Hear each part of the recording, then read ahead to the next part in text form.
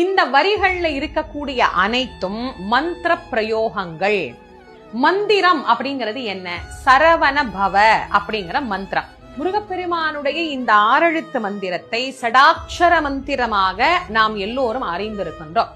இத ஒரு எழுத்து முன்னே ஒரு எழுத்து பின்னே இப்படி மாத்தி மாத்தி நாம போடுற போது நிச்சயமாக அவை வேறு வேறு பலன்களை தரும். சரவண பவ அப்படின்னு நாம உச்சரித்தால் அனைத்தும் நமக்கு வசீகரமாக மாறும்.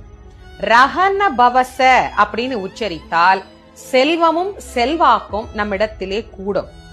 ஹனபவசர அப்படின்னு நாம உச்சரித்தால் நோய் பகை இவை நம்மை விட்டு ஓடோடி போகும். நபவசரக அப்படின்னு நாம உச்சரித்தால் எதிர்ப்பும் எதிரிகளும் நம்ம இடத்திலே இருக்கவே மாட்டார்கள். எதிரிகளின் தொல்லை நீங்கியே போகும். பவசரஹன அப்படின்னு உச்சரித்தால் அனைத்து உயிர்களாலும் விரும்பப்படும் உயிராக நாம் மாறுவோம்.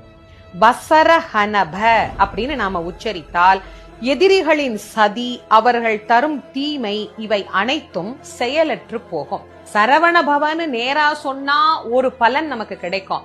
அதையே ஒவ்வொரு எழுத்தையும் மாத்தி மாத்தி மாத்தி மாத்தி சொல்லும் போது இவ்வளவு பலன் நமக்கு கிடைக்குதா? உண்மையிலேயே கிடைக்கும். ஏன்னா இவை அனைத்தும் மந்திரங்கள்.